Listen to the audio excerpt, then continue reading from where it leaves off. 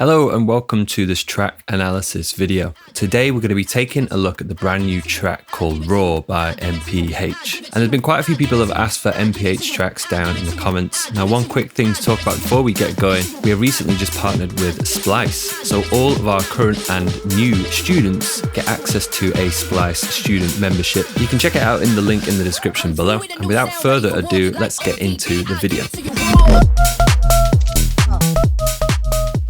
So as always, we're going to be listening to the remake that I've made. I've pretty much made the full song, but I'm not going to go into too much detail. I'm mainly going to be focusing on the drops. Now, as always, let's look at some of the general features of the project. We're at 132 beats per minute. The track length is about 3 minutes 10 roughly, so it's kind of close to a normal radio edit. And the key of the song is quite interesting because you could see it as being in E minor or potentially in E Phrygian, but it doesn't really conform very specifically to a key. And this is one of the reasons I wanted to talk about this song, because the track is more of what I would call an atonal track. It focuses a lot around the key center or the root note of E, but there is no specific key that it generally fits into. And sound design is a much bigger part of a song like this, which is why I wanted to talk about it. And it's common in a lot of other genres as well. For example, drum and bass, especially like jump up, and you've got dubstep as well, which heavily focus on sound design rather than a lot of the melodic elements. But there's one thing that a lot of my students have mentioned when they talk about MPH tracks, and that is the drums. So that's the first thing we're going to start off with. And overall, the drums are relatively simple when it comes to the programming or the pattern. You've got a kick drum on every beat. We have a clap on every other beat. The main offbeat hi-hat, which is this one here, is on the offbeat. And then we just have some additional closed hats and a little bit of percussion that fall in and around this. We also have some snare fills that come in at the end of these different sections. And then also one in the build-up too, which is this build-up snare at the top here. And that's really the main part of the beat. There are a few variations, as you can see. At the end of the 4-bar section, we've got this small fill that we looked at just then. At the end of the 8-bar section, you normally have like a double kick drum like this.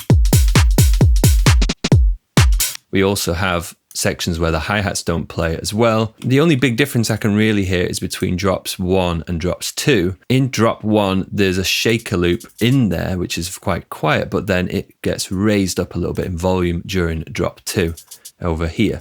It's not a massive difference, but you can just about hear it in the track.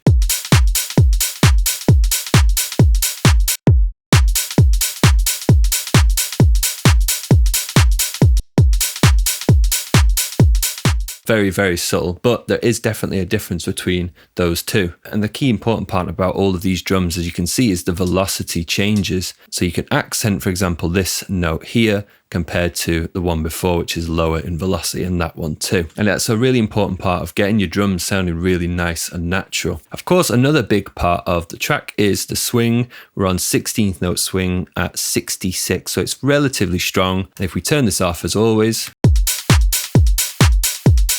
sounds very weird. But I think the big part of MPH's drums is actually to do with the mixing. So let's look at the drum kit here. This extended drum rack preset here is available for all the Patreon members in the description below. And overall, when I've been listening to these tracks by MPH, I can hear that the drums are very smooth. Everything sounds very clean and like it has its own space. And a really important element of getting this smooth, really tight drum sound is group processing, or processing all of the drums together. So you'll see on my main track here, I've got a glue compressor, I've got this second compressor here, and I've got my auto clip on here as well. I have got a saturated version of this for the Patreon people. And let's start with the glue compressor. And one of the very important things about programming drums is that they'll generally always tend to sound like layers rather than, say, one drum track. And that's because they're not really interacting with each other like a real drum kit would do if you were recording it. The settings, we've got it on a long attack time, a fairly fast release, and a 4:1 ratio. And all I'm doing is just letting the kick drum go up a few dB on the threshold here, the gain reduction amount, I should say.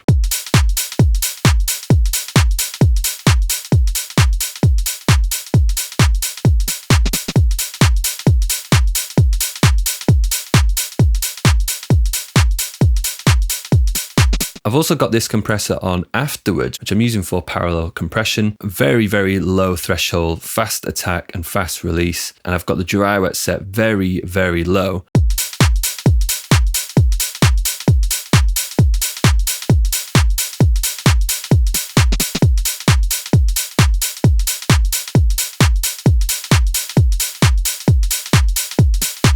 Hopefully you can hear the tail of the hi-hats are being lifted up. Again, just making everything sound really big and really smooth. And then finally, as a final kind of glue process, I've got auto clip, which is just clipping off the very loud kick drum, hats, claps, and things like that, and distorting everything together, as you'll see here.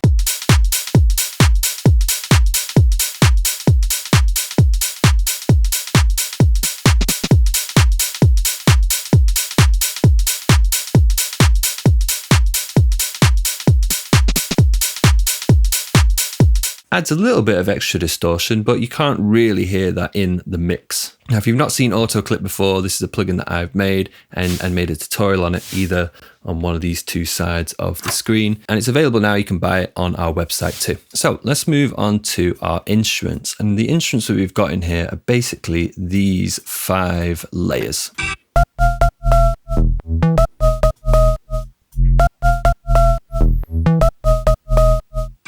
Plus this one over here.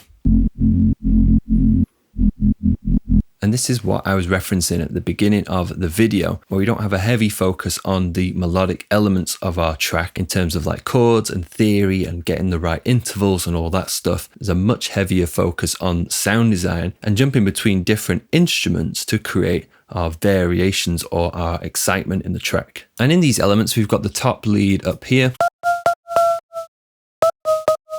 which is our main lead sound. We've got the bass underneath. We've got this alt bass in between. We've got the Reese Bass at the end. And then we've got this stab over here too. And the top lead and the sub kind of play pretty much throughout the whole track. They're like the main lead or the main melody of the song. And you'll see though that the other elements kind of come in and out every 2, 4, or 8 bars. So you see the alt bass here basically plays every 2 bars, plays at the end of the first bar, and that's our first variation. And then at the end of the second bar, we have our bass moving up on its own to act as another variation. We have the alt bass coming in again 2 bars later, and then we have the stab, which happens every 4 bars. Adding in these variations in these sections of 2, 4, 8, 16 bars, the alt bass again, and then for our like big variation at the end of this 8th bar here, we have, of course, the big Reese bass, which is a big change.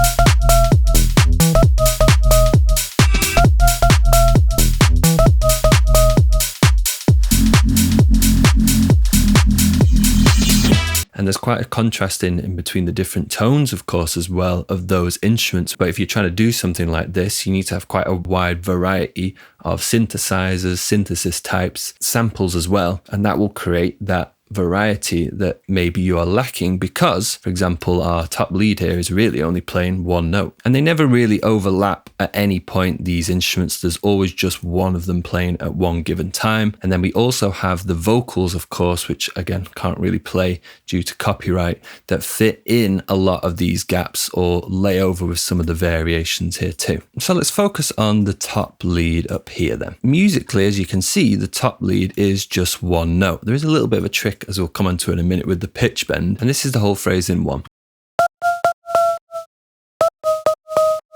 And if we go into envelopes, you'll see what's going on. So we have the pitch bend doing most of the work, making that pitch change, going up at the beginning, dipping down, and then in the second half, it looks a little bit crazy, but there's a bend up on the first note, and then it drops down to kind of continue downwards at the end. It's basically the same throughout the whole song. And the pitch bend inside of Serum is moving everything up and down in one semitone increment. So it goes up by a semitone and down by a semitone, which, as I was talking about at the beginning of the song, that doesn't really fit within any key. And that's what creates that atonality, as well as, of course, the pitch bend bending downwards as it's playing to go to pitches basically in between two notes. And that's where rhythm becomes much more of an important element in these parts, because that's the only other thing we've really got. And one of the big things you need to think about when creating a rhythm for a lead sound like this is sidechain compression. Any note that lines up with a kick drum is going to be very difficult to be heard. So if I mute all of these notes that don't line up with the kick drum, you'll hear you basically can't hear those notes. You can just about hear the tail. So that's where you need to make sure that you have notes that don't land on the kick. This one here, for example, is on the offbeat. And these ones over here land on the second and the fourth, 16th notes, which are going to emphasize that swing that we had on the drums too. And that's why it has that kind of swingy garage feel. And this is essentially the same the whole way through the track. And it brings us on to the actual lead patch. And the sound seems quite simple when you first listen to it. It kind of just sounds a little bit like a sine wave. And the way I've set this up is with two sine waves. So we've got a sine wave on oscillator A and B. And oscillator A is just original pitch. Oscillator B is at the second harmonic above, which is an octave above essentially. The volume is a little bit lower of that second harmonic there. And this third oscillator is actually being automated to come in later on. You can see this is on the third harmonic over here, and this happens in drop number 3.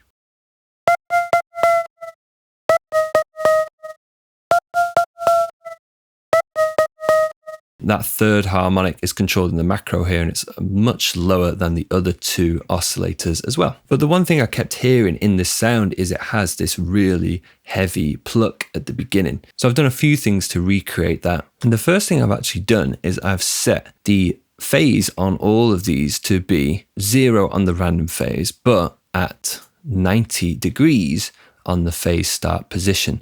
And that's going to, as you can see, put the start point, the maximum amplitude of this waveform. I've got the envelope one not set to 0 because that would be a little bit too sharp, but even with it set to 1 millisecond, it creates that punch that you can hear at the beginning. The other thing I've done as well is I've also got the noise turned on over here, which is creating that noisy tail that of course you can hear in the sound, but I'm also using it as a frequency modulation source for oscillator A, being modulated the amount by envelope 3 here, very, very short decay.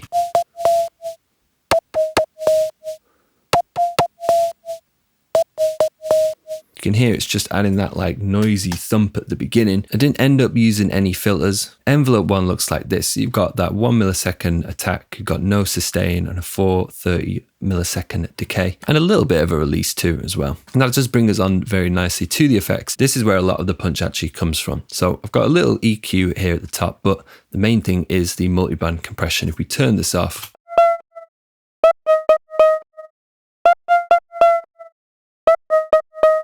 sounds nothing like the actual sound. And I've got a little bit of soft clipping distortion. So it's a relatively simple sound, but there is quite a lot going on to just make it sound a little bit more interesting. This will be available down in the preset sample pack below. Any preset or sample that you see in this video will be available in this pack too. Moving on to the bass then. The sub bass really just follows the top lead above, but it doesn't have any of the pitch bend. It just sits on this note of E. It creates a little bit of distance between the bend in top lead and the sub bass below it, but it also provides quite a bit of stability for just the track in general. I feel like having the bass line kind of slowly pitch bending down might feel a little bit too chaotic, especially if you were hearing it on a big system where the sub will be very loud.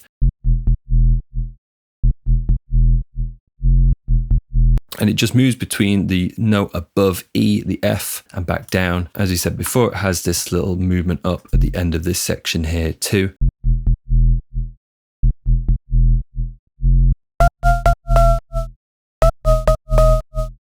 There is also like this second section here in drop 2.5.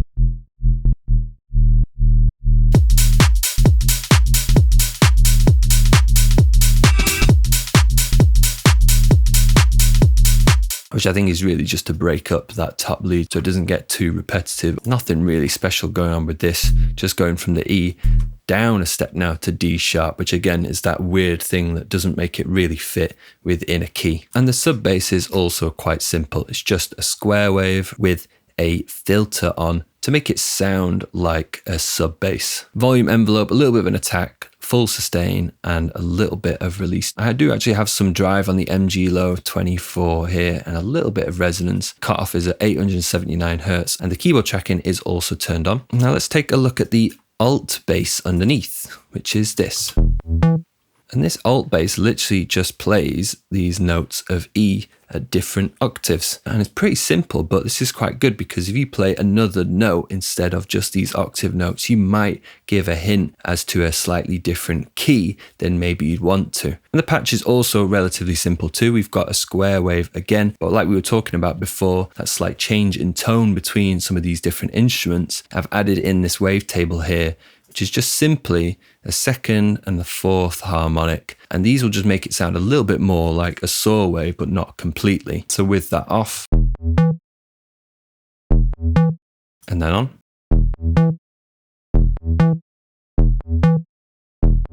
That makes it sound like it's distorting a little bit, which is quite nice. Both of those are being run through a filter here, MG Low 24, with keyboard tracking turned on, and I've got that cutoff being affected by envelope 2 here. No sustain, quite a long decay.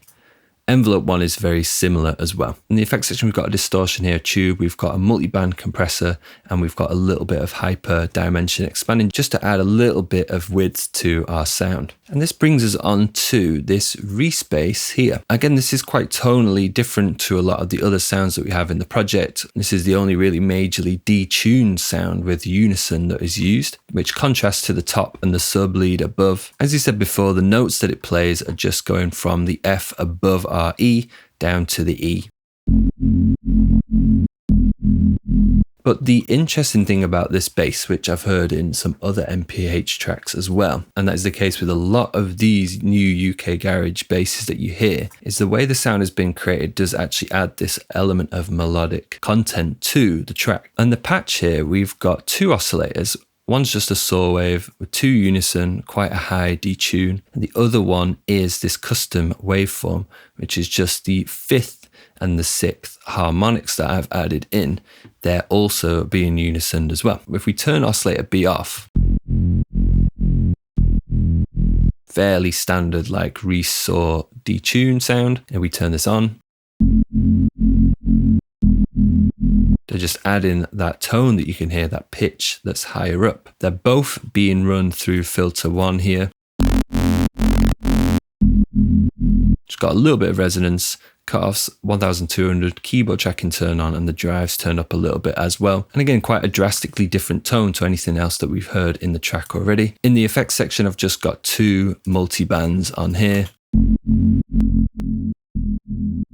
There's actually nothing on the main, even though I did separate them. That was just from original part of the patch. And this brings us on to this stab sound here.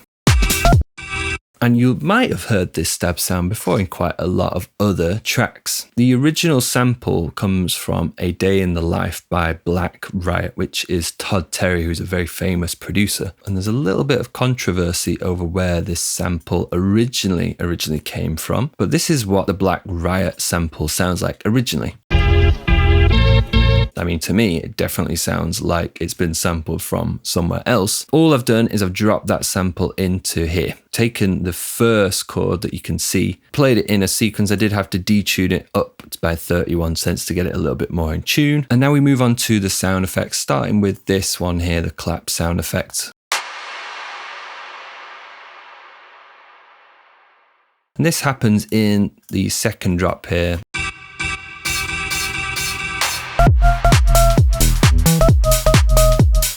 And I actually made this from my drum kit. A really simple, easy thing to do. Take our drum kit. I'm going to get rid of all the notes that aren't the clap. I'm just going to put one clap in so it sounds like this. Now all I did, I used Valhalla Room for this with a very long decay time. And I actually used the old method of doing this. I used insert audio track, I resampled it back in, recorded it in, but I can now use this bounce in place. Nope. Nope.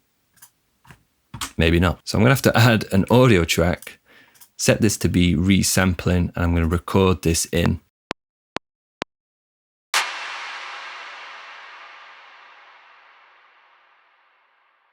And there you go. You've got a nice hit for your song. The next one is this kind of like laser effect.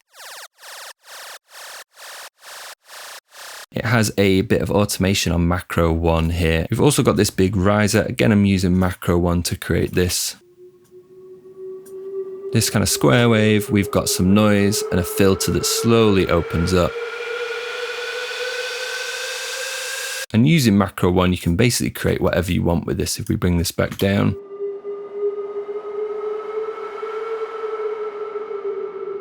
you could go the other way and make a hit if you wanted to. Then we've got a few reversed crash cymbals down here. Another one, which is very similar, just has this phaser on it. It's been pitched down a little bit too. And of course, the one thing that I've not been able to play is the vocal sample. And this is from the track Red Light, Green Light by Anti, featuring Keith Murray. And it's basically just a snippet of the verse that's just being repeated over and over again. There's a section in drop 2.5 where it kind of has these delays, and they sound to me like triplet delays, just to kind of extend it out and echo it into the next section. And that's the track. As I said, the main focus of the song here is really about that sound design. Having the variety of sounds in the song to jump between is what really creates the interest. And it's perfect for these songs that have more of that atonal feel, where you're just going to be using, say, one note or two notes that are next to each other, but then you also need to use things like pitch bend to help make things sound interesting. Otherwise it's going to get very repetitive very quickly. All of the stuff that you've seen in this video can be downloaded in the description below for free, as well as the drum samples and the presets in Serum 2. If you want to see the extended version of this tutorial on Patreon, we go into a little bit more on mixing, we'll go into some more detail on other parts of the song too, and a little bit more technical analysis as well. You also get the Ableton Live presets. The link is in the description, so go and check that out. It's only £5.50 a month, but it does really help support the channel. Plus, you get access to all of the previous track analysis videos and their sample packs too. But thanks for watching the video, and I'll see you in the next one.